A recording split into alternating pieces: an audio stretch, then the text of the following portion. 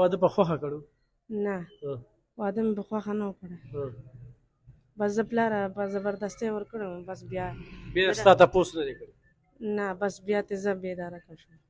تاسو زما صحافت یعنی زه په سیاست خبرې کوم که نه، په حکومت خبرې کوم، په ریاست خبرې کوم، په مختلفو موضوع خبرې کوم، نه هغه دې سره مه ټچ کوئ. خو په هغې کې تاسو ما سره نفرت ساتئ که نه، نو ساتئ، خو دا خلکو سره د الله سره زه یم مور او پلار به راته څنګه میلاو شي لکه د خلکو نه دغه نه خلکو سره مور او پلار میلاوي کړي رونه خویندې زما رونه خویندې نشته نو بس زه خفه یم د شپې او د ورځې بس ډارېدم پلار په زبردستۍ ورکړی وم هغه لیونی و بیا چا کره دیره وي نو بل چا واده کړی وي بیا.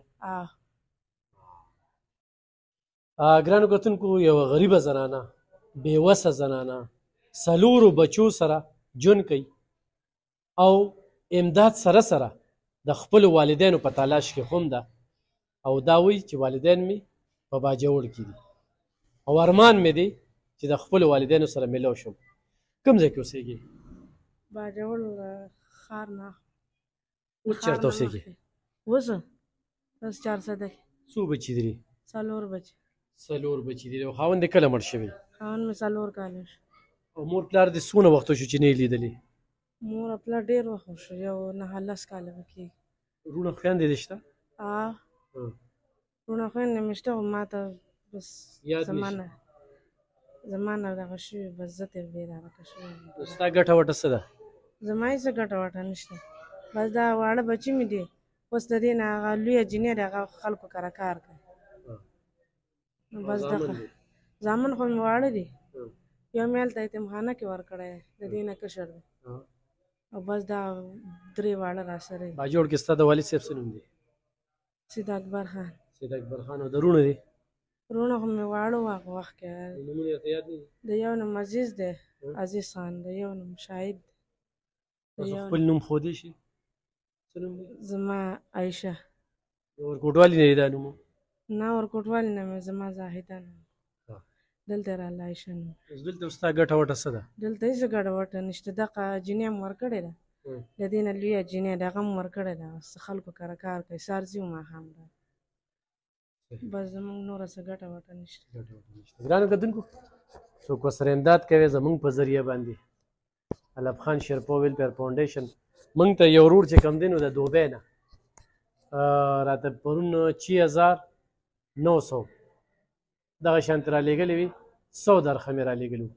یو بل ورور چې کوم دی نو موږ له 2000 روپۍ رالیږلې وي خو دا زنانه چې کومه ده دا پکې هغه انتخابي حقدار ده هغه دوبۍ د هغه ورور له طرف نه چې کوم دی نو دې له زه پیسې ورکوم او دا ځان سره ونیسه هغه ورور ته ډېرې دعاګانې کوه. ها صحیح ده هغه ته ډېرې دعاګانې کوه او څوک ورسره امداد کوي څوک ورسره کومک کوي انشاءالله ستاسو کومک برسي او باجوړ خلکو ته شیر کې خو دې ته خپل مور پلار دغه شي نو مور پلار له پریشان یې که نه؟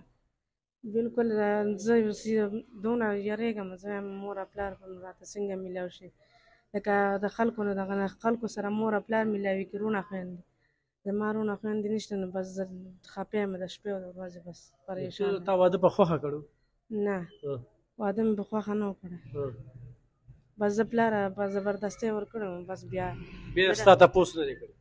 نه بس بیا ترې زه بېداره شوم نو ما له د خپلو بچو نه دا خبره پټه کړې ده اوس مې تاسو چې د ماشوم په دا بل یو خاوند له ورکړی وي د هغه نه بېدرکه شو یا بل له لاړې؟